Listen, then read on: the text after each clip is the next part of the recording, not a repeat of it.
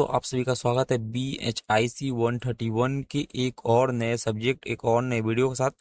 आप लोगों का बहुत ही ज़्यादा कमेंट आ रहा था कि सर BHIC 131 के ऊपर एक वीडियो लेकर आइए। ठीक है, तो हम लोग कवर करेंगे BHIC 131 के ऐसे ऐसे इंपॉर्टेंट वीडियो जो आपके एग्जाम में देखने को मिलेंगे। ठीक है, अब तक आपको पता होगा कि हमारे जितने भी गेस्ट पेपर, जितने भी इंपॉर्टेंट वीडियो अपलोड किए गए थे, उन सभी वीडियो, उन सभी PDF में से आपके एग्जाम पर आया था। ठीक है, तो ये सब भी आपके एग्जाम में आएगा। ठीक है, नो डाउट, किसी तरह का कोई प्रॉब्लम नहीं होगा। ठीक है, और ये सभी आपको टेलीग्राम चैनल पर मिलेगा। और PDF को ओपन करने के लिए एक पासवर्ड की आवश्यकता पड़ेगी, जो पासवर्ड आपको वीडियो में ही मिल जाएगा। ठीक है, तो चलिए देखते हैं। आज का हमारा सब्जेक्ट कोड है BHIC 131 और सब्जेक्ट का नाम क्या है? भारतीय का इतिहास प्राचीनतम काल से लगभग 300 सी तक। ठीक है, भारत का इतिहास प्राचीन काल से लगभग 300 सी तक। ठीक है, और हमारा पहला प्रश्न क्या है? मौर्य साम्राज्य की अर्थव्यवस्था तथा समाज पर चर्चा कीजिए। ठीक है, इसके पहले जिन्होंने अभी तक हमारे चैनल को सब्सक्राइब नहीं किया, वो हमारे चैनल को सब्सक्राइब कर लीजिए। साथ ही साथ टेलीग्राम चैनल को ज्वाइन करना ना भूलें, क्योंकि जितने भी PDF है वो आपको टेलीग्राम चैनल पर ही मिलेंगे। ठीक है, चलिए आंसर देख लेते हैं। मौर्य साम्राज्य की अर्थव्यवस्था क्या देखेंगे? चंद्रगुप्त मौर्य से लेकर अशोक तक लगभग 322 ईसा पूर्व से 185 ईसा पूर्व की अर्थव्यवस्था समृद्ध, संगठित और राज्य नियंत्रित थी। ठीक है, इसकी विशेषता इस प्रकार है। किस प्रकार? चलिए देख लेते हैं। 1 नंबर, कृषि आधारित अर्थव्यवस्था। इसमें लिखेंगे कृषि मुख्य आर्थिक गतिविधियां थी। ठीक है, 2 नंबर क्या है? भूमि कर, मतलब भूमिधर के उत्पादन पर कर। ठीक है, प्रमुख राजस्व स्रोत था। क्या था? प्रमुख राजस्व स्रोत था। ठीक है, अगला देखेंगे। सिंचाई के साधनों पर राज्य का विशेष ध्यान था। ठीक है, जलाशय, नहर आदि बनाए गए थे। ठीक है, अगला क्या देखेंगे? अर्थशास्त्र में कृषि उत्पादन, बीजों के प्रकार, बुनाई कटाई की विधियों का उल्लेख है। ठीक है, 2 नंबर पॉइंट हमारा क्या है? व्यापार और वाणिज्य। इसमें देखेंगे अतिरिक्त और बाहरी व्यापार दोनों उन्नत अवस्था में थे। क्या थे? आंतरिक और बाहरी व्यापार दोनों उन्नत अवस्था में थे। ठीक है, 2 नंबर क्या है? राजकीय मार्ग। ठीक है, मतलब उदाहरण में क्या देखेंगे? उत्तरार्थ, ठीक है, का निर्माण व देखरेख राज्य करता था। क्या करता था? राजकीय मार्ग का निर्माण व देखरेख राज्य करता था। ठीक है, अगला देखेंगे। समुद्री व्यापार की विकसित था। पश्चिम एशिया से व्यापार होता था। ठीक है, व्यापारी संघ बने हुए थे। ठीक है, 3 नंबर हमारा हेडिंग क्या है? उद्योगों और शिल्प। ठीक, क्या है? 3 नंबर, उद्योग और शिल्प। इसमें देखेंगे लोह, तांबा, स्वर्ण आदि धातुओं का खनन व शिल्प कला। ठीक है, अगला है वस्त्र उद्योग, मिट्टी के बर्तन, हाथी आदि प्रमुख थे। ठीक है, राज्य कई उद्योगों पर एकाधिकार भी रखता था। क्या रखता था? राज्य कई उद्योगों पर एकाधिकार भी रखता था। ठीक है, 5 नंबर पॉइंट क्या है? मुद्रा व्यवस्था। मुद्रा व्यवस्था में लिखेंगे चांदी के पंचमार्क सिक्के चलने थे। चांदी के पंचमार्क सिक्के चलन में थे। ठीक है, मुद्रा द्वारा व्यापार सरल हुआ। ठीक है, 5 नंबर देखेंगे राजकोष और कर व्यवस्था। इसमें देखेंगे कर वसूली का विस्तृत तंत्र था। क्या था? कर वसूली का विस्तृत तंत्र था।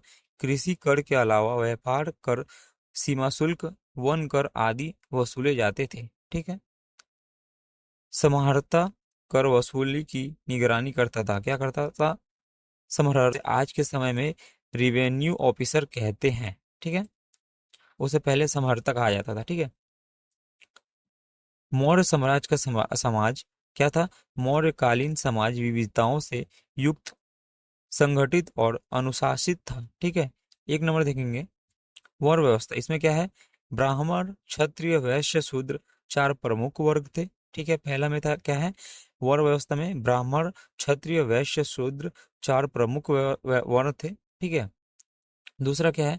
अर्थशास्त्र और मेगस्तानीज के वितरण से अर्थशास्त्र और मेगस्थानीज के विवरण से पता चलता है कि वर्ग व्यवस्था लचीली थी।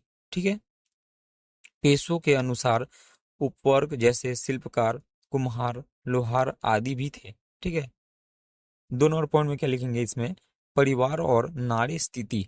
ठीक है, क्या लिखेंगे? परिवार और नारी स्थिति।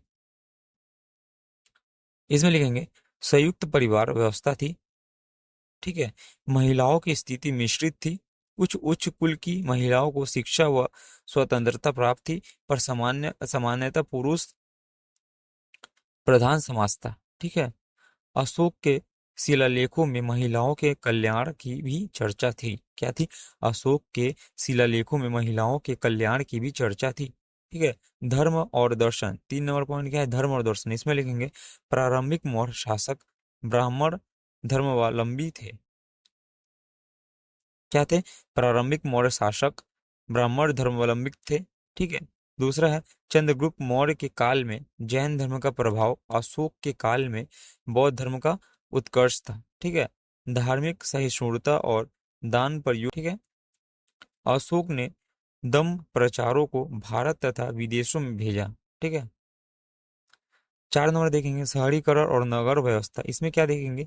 पाटलिपुत्र विश्व का विशाल नगर था। क्या था? पाटलिपुत्र जो था विश्व का विशाल नगर था। ठीक है। नगरों में प्रशासन, सुरक्षा, साफ सफाई, व्यापार आदि का सुव्यवस्थित प्रबंधन था। ठीक है। 5 नंबर पॉइंट क्या है? न्याय व्यवस्था। इसमें देखेंगे राजा न्याय का अंतिम स्रोत था। क्या था? राजा जो था वो न्याय का अंतिम स्रोत था। ठीक है। दंड नीति और न्यायपालिका का तंत्र विस्तृत था। क्या था? दंड नीति और न्यायपालिका का तंत्र विस्तृत था। ठीक है। अर्थशास्त्र में अपराध और दंडों का विस्तृत विवरण मिलता है। ठीक है। निष्कर्ष देख लेंगे। मौर्य साम्राज्य की अर्थव्यवस्था संगठित, राज्य नियंत्रित और कृषि आधारित थी। क्या थी? मौर्य साम्राज्य की अर्थव्यवस्था संगठित, राज्य नियंत्रित और कृषि आधारित थी। ठीक है। समाज वर्ग व्यवस्था पर आधारित था, परंतु उसमें विविधता और कुछ लचीलापन भी था। ठीक है। धार्मिक दृष्टि से यह एक परिवर्तनशील काल था जिससे बौद्ध धर्म का व्यापार प्रसार हुआ। ठीक है। तो ये था आज का हमारा क्वेश्चन। जिन्हें भी हमारा ये वीडियो पसंद आए तो वो हमारे चैनल को सब्सक्राइब करें और अधिक से अधिक टेलीग्राम चैनल में ज्वाइन हो जाए, क्योंकि जितने भी इंपॉर्टेंट वीडियो है वो टेलीग्राम चैनल के माध्यम से ही आपको सभी पीडीएफ, क्योंकि जितने भी इंपॉर्टेंट वीडियो है वो आपको यूट्यूब में मिलेंगी और जितने भी इंपॉर्टेंट पीडीएफ्स है वो आपको कहाँ मिलेगा? टेलीग्राम चैनल पर मिलेगा। ठीक है। तो जल्दी से जल्दी अधिक से अधिक सब्सक्राइब करें। ठीक है। लाइक कमेंट करना ना भूलें। और आपका एग्जाम सेंटर कौन से स्टेट में है? आपका एग्जाम सेंटर कहाँ पर पड़ा हुआ है? ठीक है। आपका एग्जाम सेंटर कहाँ पर दिया हुआ है तो वो हमारे कमेंट बॉक्स में बोलना ना भूले। मिलते हैं एक और नए वीडियो के साथ, तब तक के लिए धन्यवाद।